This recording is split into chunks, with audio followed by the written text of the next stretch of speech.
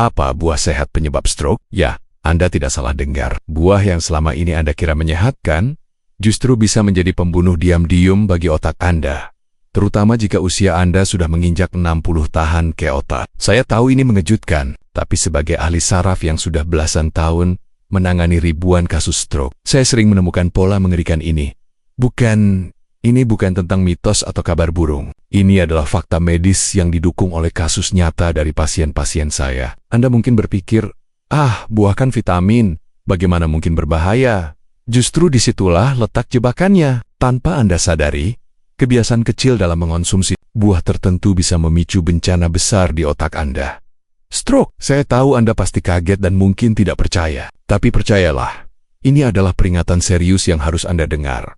Demi kesehatan dan masa tua Anda yang berkualitas. Saya tidak ingin Anda menjadi korban selanjutnya dari kesalahan fatal yang sering dilakukan banyak lansia. Video ini akan membuka mata Anda dan menyelamatkan Anda dari bahaya tersembunyi di balik buah-buahan yang selama ini Anda anggap aman. Jadi tonton sampai habis dan jangan sampai terlewat satu detik pun. Halo Bapak dan Ibu sekalian, apa kabar hari ini? Selalu dalam keadaan sehat dan penuh berkah ya. Terima kasih banyak sudah meluangkan waktu untuk mampir dan menonton video ini. Bagi Anda yang baru pertama kali bergabung, selamat datang di channel Sahabat Lansia Sehat. Di sini kita akan bahas tuntas berbagai tips dan ilmu penting untuk menjaga kesehatan dan kualitas hidup di usia senja. Sebelum kita menyelami lebih dalam tentang buah-buahan yang perlu diwaspadai, saya ingin berbagi kisah inspiratif, atau lebih tepatnya, kisah yang sangat membuka mata saya dari salah satu pasien saya, Ibu Safina, yang usianya 62 tahun. Ibu Safina adalah sosok yang sangat aktif dan menjaga kesehatan. Beliau rajin berolahraga ringan, selalu berusaha makan makanan sehat, dan tidak pernah merokok. Setiap malam, setelah beraktivitas, beliau selalu mengonsumsi jus jeruk segar yang dibuat dari beberapa buah jeruk ukuran sedang. Beliau yakin ini adalah kebiasaan baik untuk menjaga imun dan mendapatkan vitamin C suatu pagi. Keluarga menemukan Ibu Safina terjatuh di kamar mandi dengan kondisi tubuh separuh lumpuh dan bicara yang kacau. Diagnosisnya, stroke iskemik. Keluarga sangat bingung, Dok. Ibu Safina ini hidupnya sehat sekali. Kok bisa kena stroke? Setelah saya selidiki lebih lanjut dan menanyakan pola makan serta obat-obatan yang beliau konsumsi, terkuaklah fakta mengejutkan. Ibu Safina rutin mengonsumsi obat penurun kolesterol dan tekanan darah tinggi yang diresepkan dokter. Dan yang paling krusial, beliau selalu minum jus jeruk segar di malam hari. Tahukah Anda, Bapak dan Ibu, bahwa jeruk, terutama dalam bentuk jus, mengandung senyawa yang dapat berinteraksi kuat dengan beberapa jenis obat, termasuk obat kolesterol dan tekanan darah tinggi. Senyawa ini menghambat metabolisme obat di hati, sehingga kadar obat dalam darah menjadi terlalu tinggi dan justru memicu efek samping berbahaya, termasuk risiko pembekuan darah yang bisa menyebabkan stroke. Kasus Ibu Safina ini sungguh menyadarkan kita semua bahwa hal sekecil apapun, bahkan yang terlihat sangat sehat seperti jus buah, jika tidak dipahami dengan benar bisa berdampak luar biasa negatif. Kisah beliau menjadi pengingat bagi saya dan semoga juga bagi Anda, untuk selalu cermat dan tidak menyepelekan hal-hal yang tampaknya sepele. Dan saya akan bagikan di video kali ini, buah-buahan apa saja yang perlu Anda waspadai. Baiklah, mari kita bahas. Anda mungkin bertanya-tanya, bagaimana bisa buah yang kaya vitamin dan mineral justru berbahaya? Konsepnya sederhana namun krusial. Bapak dan Ibu, tubuh kita seiring bertambahnya usia, mengalami perubahan fisiologis yang signifikan. Organ-organ vital seperti ginjal dan hati tidak lagi bekerja seoptimal dulu. Pembuluh darah menjadi kurang, elastis, dan sistem metabolisme tubuh pun melambat.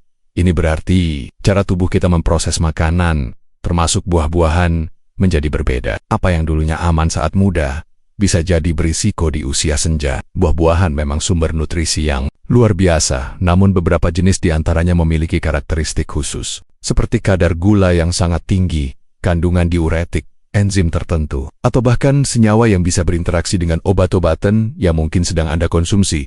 Pemahaman tentang hal ini sangat penting, bukan untuk menakut-nakuti Anda berhenti makan buah, melainkan untuk membekali Anda dengan pengetahuan agar bisa memilih dan mengonsumsi buah dengan bijak. Tujuannya adalah untuk memaksimalkan manfaatnya dan meminimalkan risiko yang tidak diinginkan, terutama yang berkaitan dengan kesehatan otak dan pembuluh darah Anda. Sebelum kita masuk ke pembahasan lebih detail tentang buah-buahan yang perlu Anda waspadai, saya ingin tahu dari kota mana Anda menonton video ini dan berapa usia Anda saat ini. Silakan tulis di kolom komentar ya. Jangan lupa juga untuk menyukai video ini dan subscribe ke Sahabat Lansia Sehat, agar Anda tidak ketinggalan berbagai tips dan ilmu terbaru dari kami.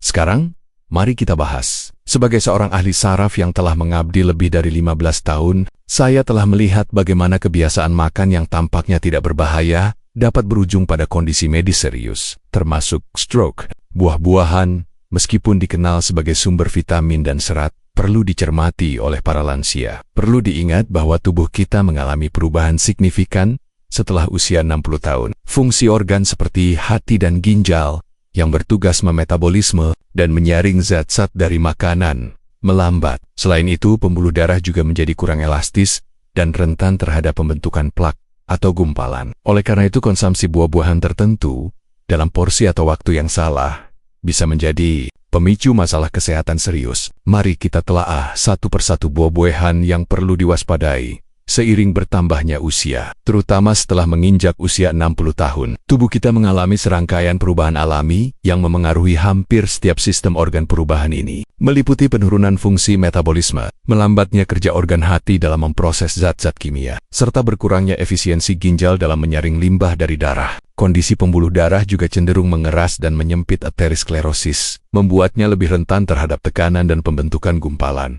Kondisi ini sangat penting untuk dipahami karena akan memengaruhi bagaimana tubuh lansia mencerna dan merespons nutrisi dari makanan, termasuk buah-buahan. Misalnya, penyerapan gula bisa menjadi lebih cepat atau detoksifikasi zat tertentu menjadi lebih lambat. Hal ini berarti apa yang dulu dianggap aman dan sehat di usia muda mungkin memerlukan perhatian lebih di usia senja.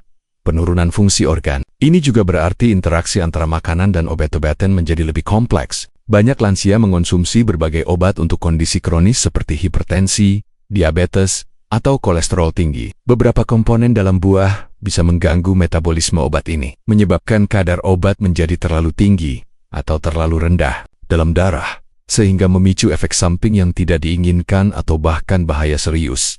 Oleh karena itu, penting bagi para lansia untuk tidak hanya fokus pada apa yang dimakan, tetapi juga bagaimana tubuh memprosesnya dan interaksi potensialnya dengan obat-obatan yang sedang dikonsumsi. Pemahaman ini adalah kunci untuk menjaga kesehatan optimal dan mencegah risiko penyakit serius seperti stroke yang berkaitan dengan pola makan.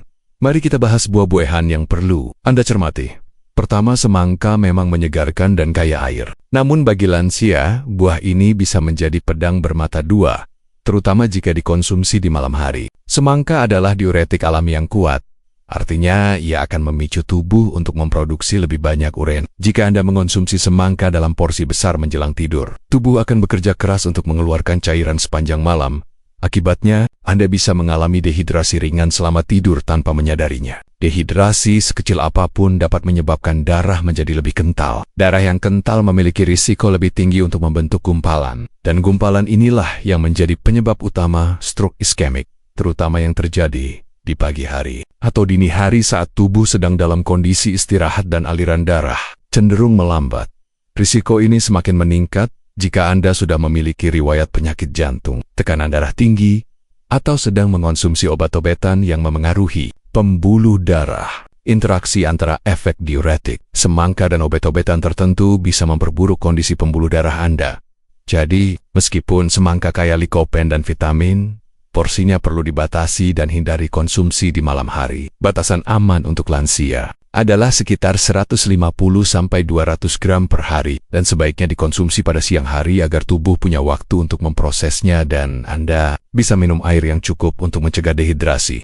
Kedua, anggur, terutama varietas impor yang manis dan tanpa biji, adalah buah yang sangat populer. Namun, kelezatan ini menyimpan potensi bahaya bagi lansia karena kandungan gulanya yang sangat tinggi. Satu cangkir anggur saja bisa mengandung lebih dari 23 gram gula, setara dengan beberapa sendok teh gula pasir. Ketika lansia mengonsumsi anggur dalam jumlah besar, terutama dalam satu waktu, kadar gula darah dapat melonjak dengan cepat hiperglikemia. Lonjakan gula darah yang berulang dan drastis ini dapat menyebabkan kerusakan pada lapisan dalam pembuluh darah endotel. Kerusakan ini memicu peradangan kronis pada pembuluh darah, termasuk yang ada di otak. Peradangan pembuluh darah ini akan meningkatkan risiko pembentukan plak aterosklerosis dan pembekuan darah. Gumpalan darah yang terbentuk di pembuluh darah otak adalah penyebab langsung dari stroke. Selain itu, pada lansia yang mungkin sudah memiliki resistensi insulin atau prediabetes, konsumsi gula tinggi dari anggur bisa memperparah kondisi dan mempercepat komplikasi vaskular. Oleh karena itu, jika Anda menyukai anggur, konsumsilah dalam porsi sangat terbatas, sekitar 5-10 butir saja per hari, dan sebaiknya tidak setiap hari. Pilihlah anggur lokal yang biasanya tidak semanis anggur impor. Dan selalu perhatikan respons tubuh Anda. Ketiga, nanas adalah buah tropis yang lezat, kaya vitamin C, dan mengandung enzim bromelain. Bromelain ini dikenal sebagai enzim pencerna protein dan memiliki sifat pengencer darah ringan. Sifat pengencer darah ini, meskipun dalam konteks tertentu bisa bermanfaat, justru bisa berbahaya bagi lansia, terutama jika Anda sedang mengonsumsi obat pengencer darah yang diresepkan dokter. Kombinasi antara efek pengencer darah dari nanas dan obat antikoagulan dapat meningkatkan risiko perdarahan, baik perdarahan internal yang tidak terlihat maupun perdarahan di otak stroke hemoragik. Selain itu, nanas juga memiliki kandungan asam yang cukup tinggi. Jika dikonsumsi di malam hari, kandungan asam ini dapat memicu atau memperburuk gejala refluks asam lambung. Refluks asam dapat menyebabkan batuk-batuk kronis atau gangguan pernapasan saat tidur, yang pada gilirannya dapat menurunkan kadar oksigen yang masuk ke otak. Kekurangan oksigen kronis ke otak dapat meningkatkan risiko kerusakan sel otak dan memperburuk kondisi pembuluh darah yang sudah rapuh. Maka dari itu, hindari mengonsumsi nanas di malam hari atau dalam porsi besar. Jika Anda sedang mengonsumsi obat pengencer darah, sangat disarankan untuk berkonsultasi dengan dokter sebelum mengonsumsi nanas secara rutin. Batasan aman nanas untuk lansia adalah sekitar 100-150 gram per hari. Sebaiknya dikonsumsi pada pagi atau siang hari. Keempat, pisang adalah buah yang sering dianggap superfood karena kaya akan kalium. Nutrisi penting untuk fungsi jantung dan saraf. Namun bagi lansia, kandungan kalium yang sangat tinggi ini justru bisa menjadi masalah serius, terutama jika fungsi ginjal sudah mulai melambat atau jika Anda mengonsumsi obat-obatan tertentu. Ginjal yang sehat bertanggung jawab untuk mengatur kadar kalium dalam darah. Jika fungsi ginjal menurun, kelebihan kalium dari pisang tidak dapat dikeluarkan secara efisien dan akan menumpuk dalam tubuh. Hiperkalemia. Hiperkalemia adalah kondisi berbahaya yang dapat memengaruhi irama jantung, menyebabkan aritmia yang serius atau bahkan henti jantung. Selain itu, beberapa obat darah tinggi atau diuretik tertentu dapat meningkatkan kadar kalium dalam tubuh. Mengonsumsi pisang bersamaan dengan obat-obatan ini dapat memperburuk kondisi hiperkalemia. Ketidakseimbangan elektrolit, termasuk kalium, juga dapat memengaruhi kekentalan darah dan meningkatkan risiko pembentukan bekuan darah yang dapat menyebabkan stroke. Oleh karena itu, batasi konsumsi pisang. Jika Anda memiliki masalah ginjal atau sedang mengonsumsi obat darah tinggi, sangat penting untuk berkonsultasi dengan dokter mengenai jumlah pisang yang aman untuk Anda. Umumnya, 1 buah pisang ukuran sedang per hari sudah cukup dan sebaiknya tidak dikonsumsi setiap hari bagi lansia dengan kondisi tertentu. Kelima, mangga adalah buah tropis yang manis dan kaya nutrisi. Namun kadar gulanya yang tinggi menjadi perhatian utama bagi lansia. 1 buah mangga berukuran sedang bisa mengandung lebih dari 45 gram gula, jauh melebihi batas asupan gula harian yang direkomendasikan. Konsumsi mangga dalam jumlah besar dapat menyebabkan lonjakan gula darah yang signifikan. Lonjakan gula darah yang berulang dapat merusak lapisan dalam pembuluh darah, memicu peradangan kronis, dan mempercepat proses aterosklerosis pengerasan pembuluh darah. Pembuluh darah yang rusak dan mengeras lebih rentan terhadap pembentukan gumpalan darah yang dapat menyumbat aliran darah ke otak, menyebabkan stroke iskemik. Selain itu, mangga mengandung senyawa yang disebut mangiferin. Meskipun memiliki beberapa manfaat, juga dapat mengganggu enzim detoksifikasi di hati. Pada lansia yang mungkin sudah mengonsumsi obat-obatan untuk kolesterol tinggi atau tekanan darah, interaksi ini dapat memengaruhi metabolisme obat, menyebabkan penumpukan obat dalam darah dan meningkatkan risiko efek samping yang tidak diinginkan, termasuk yang berpotensi memicu masalah vaskular. Jadi, nikmati mangga secukupnya dan jangan berlebihan. Pilihlah mangga yang tidak terlalu matang karena kandungan gulanya lebih rendah. Batasan aman untuk lansia adalah sekitar 150-200 gram per hari, dan sebaiknya tidak dikonsumsi setiap hari, terutama jika Anda memiliki riwayat diabetes atau sedang dalam pengobatan tertentu. Keenam, stroberi, terutama yang banyak dijual di pasaran dan berasal dari pertanian konvensional, menyimpan 2 potensi risiko bagi lansia. Pertama, stroberi seringkali terpapar residu pestisida dalam jumlah tinggi. Sistem detoksifikasi tubuh lansia, terutama fungsi hati dan ginjal, tidak seefisien orang muda dalam membersihkan zat-zat kimia ini. Akumulasi residu pestisida dalam tubuh dapat memicu peradangan kronis dan stres oksidatif pada tingkat sel. pada akhirnya dapat merusak pembuluh darah dan meningkatkan risiko penyakit kardiovaskular, termasuk stroke. Kedua, stroberi juga mengandung purin, meskipun dalam jumlah yang tidak terlalu tinggi dibandingkan daging merah atau jeroan. Namun, pada lansia yang mungkin sudah memiliki masalah asam urat tinggi, konsumsi purin dari stroberi, meskipun kecil, bisa menambah beban dan memicu peningkatan kadar asam urat. Asam urat tinggi dapat menyebabkan peradangan pada pembuluh darah dan mempersempitnya, sehingga mengganggu aliran darah ke otak dan meningkatkan risiko pembentukan gumpalan.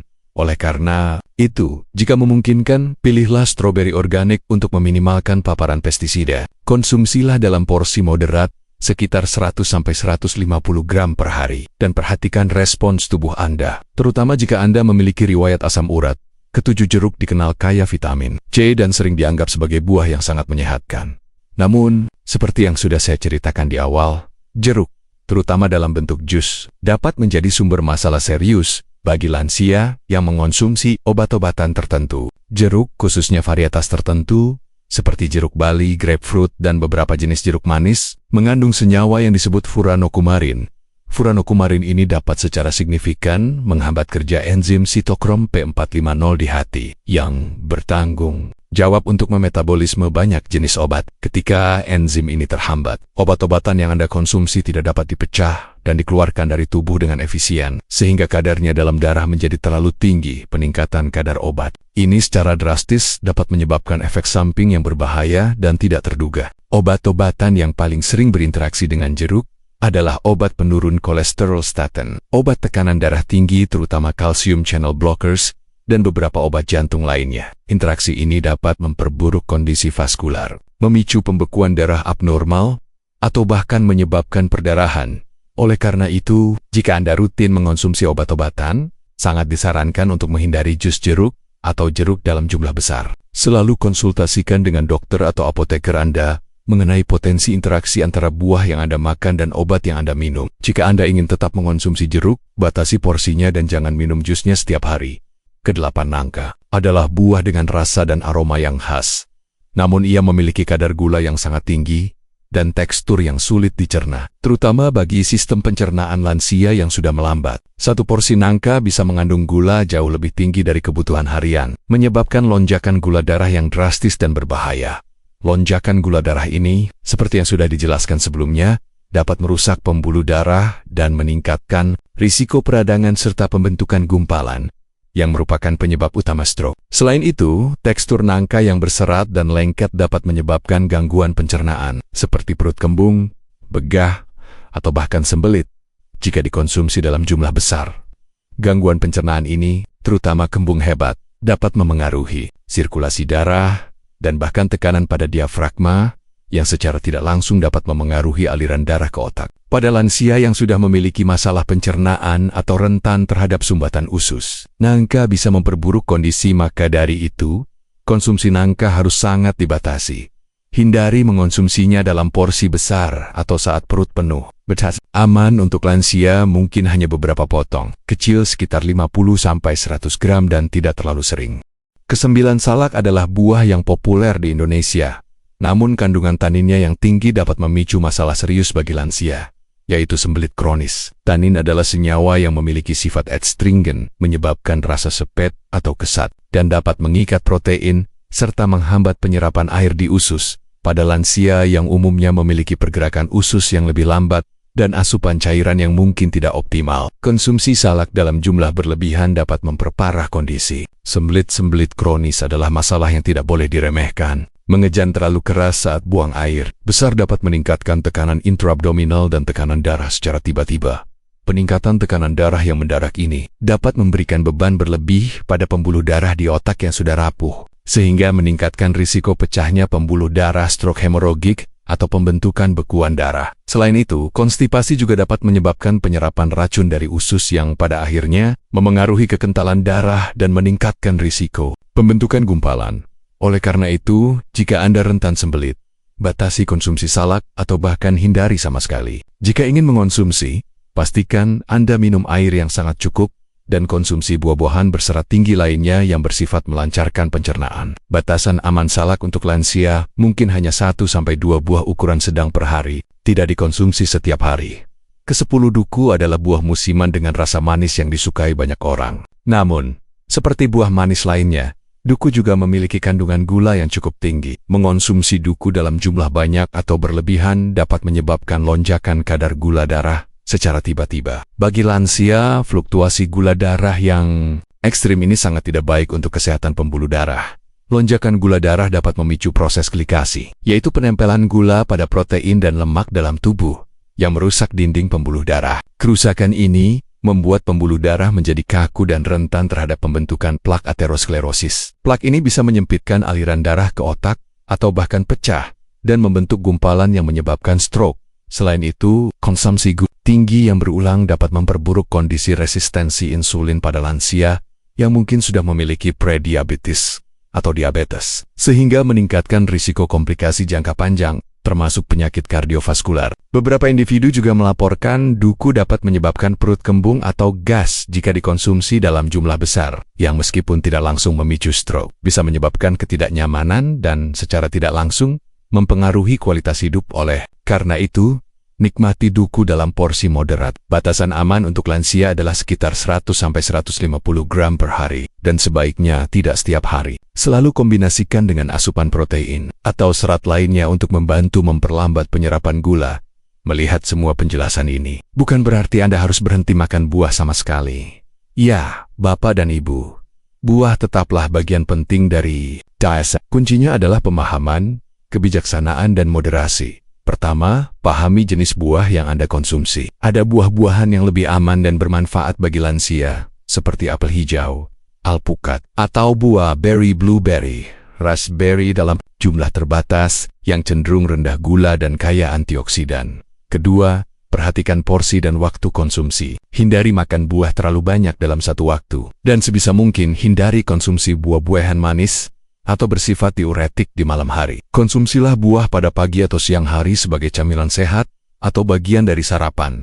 Ketiga, kombinasikan buah dengan sumber protein atau lemak sehat. Misalnya, makan buah bersama segenggam kacang-kacangan atau sepotong alpukat. Protein dan lemak sehat dapat membantu memperlambat penyerapan gula dari buah, sehingga mencegah lonjakan gula darah yang drastis.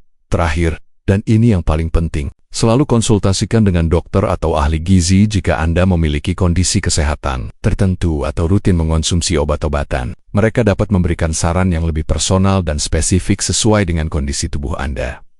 Jangan ragu untuk bertanya, karena kesehatan Anda adalah prioritas utama. Bapak dan Ibu sekalian, video ini telah mengupas tuntas tentang potensi, bahaya tersembunyi dari beberapa buah yang umum kita konsumsi, terutama bagi lansia. Kita telah belajar bahwa meskipun buah pada umumnya sehat, perubahan fisiologis tubuh seiring bertambahnya usia, serta interaksi dengan obat-obatan bisa mengubah manfaat menjadi risiko. Kita membahas bagaimana buah-buahan seperti semangka, anggur, nanas, pisang, mangga, stroberi, jeruk terutama jus, nangka, salak, dan duku, jika dikonsumsi tanpa pengetahuan yang benar, dapat meningkatkan risiko stroke dan masalah kesehatan lainnya.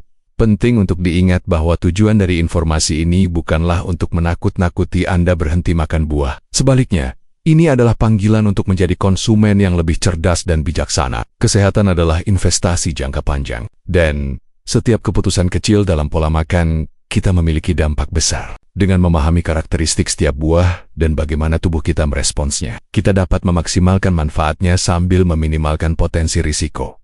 Kisah Ibu Safina adalah pengingat yang kuat bahwa hal-hal yang tampaknya sepele bisa berujung pada konsekuensi serius. Memahami bagaimana buah bisa berinteraksi dengan obat-obatan atau memengaruhi kondisi tubuh yang sudah ada adalah langkah krusial dalam pencegahan penyakit. Pengetahuan adalah kekuatan, dan dengan kekuatan ini, Anda bisa membuat pilihan yang lebih baik untuk kesehatan Anda di masa tua.